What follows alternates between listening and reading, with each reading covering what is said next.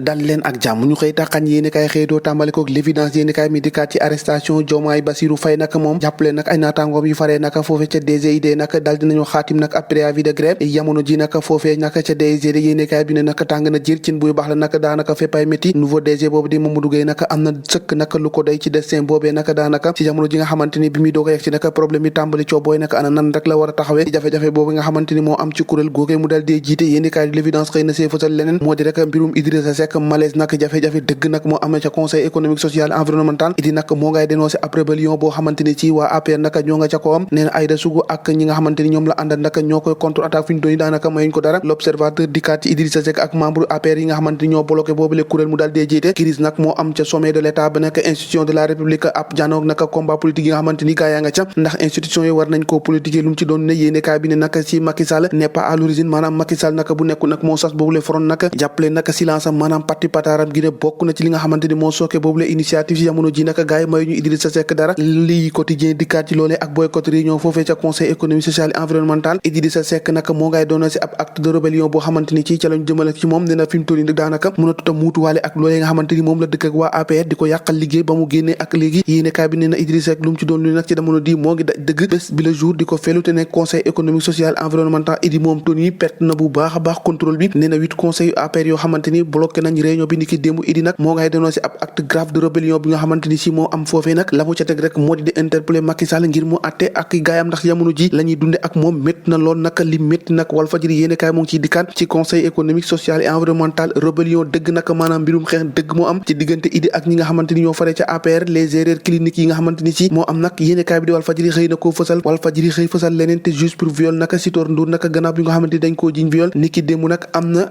afiya bàyyi nañ ko en attendant rek ñuy def appel yéene kaay bi ne moom nag ab mbindaanam moo ko jiñoon ne da ko doon sàkku ci lu nga xamante ni si neexu ko woon ci mim réew l'observateur dikkaat ci keneen te moo di rek waxtaan ak ki nga xamante ni moo di leaderu parti awale nag Abdourahmane Diouf interview boo xamante ni def na ko ak suñu naataango yi la mu ci wax rek moo di moom Macky Sall nag moo ngi ñuy jëmee foo xamante ni daanaka buñ fa yeggee ñax du fa sax ndax jafe-jafe dëgg la nar a indi réew mi nag moom Abdourahmane Diouf mooy addu ba tey ak suñu naataango yi l'observateur nee na Idrissa Seck nag mu ngi jàkkaarloo ak limite politique boo xamante ni amul benn possibilité de rémission yéene kaay bi ne nag mu ngi caa yokku nee na moom mooy candidat bi nga xamante ni si moo war a indi rupture totalement décomplexé bi nga xamante ni si moom la bëgg a indi si réew mi Abdourahmane Diouf waxtaan wi seq ak suñu naataango l'observateur xëy na koo fësal yéene kaay bi xëy fësal leneen te moo di rek wàllum wàccaayu korité gi nag hausse des prix jëm ci mois boo xamante ni si daanaka lépp a yokk lépp a jafe nag korité boobu si jamono ji dafa plombé même solde yi si jamono ji sax jafe-jafe la ay chef de famille yoo xamante ni si jamono ji ñoo ngi daw ngir wër dépense loolee nag te ficc nag yéene kaay bi xëy na koo fësal ne boo moytu nag korité ren ji nag moo gën a nar a naqati ci korité yi ñu mës a dund ëpp naa wax di li naqari kay si réew mi ba ñëpp di ko waxtaanee moo di rek groupe nee ne tuuti ak cas yi nga xamante ni si moo ne tëll nag si réew mi rapport bi nga xamante ni jot naa fës si DSC nag yéene kaay bi libération xëy na see fëlal ay léexoor nee na 34 personnes yoo xamante ni bokk na ci maître si les corridors yi daal dinañ xaatim ay plainte jëmale ko si ñooñee ki ne Diop naka moo ngay révélé ne moom dafa dal dee liggéey ak benn membre groupe Facebook naka homme choc bi nga xamante ni moo ko dimbale ba mu récupéré kontam bu mu duppee woon Umu Xayri coalition Idy 2009 naka jàppaleen Idy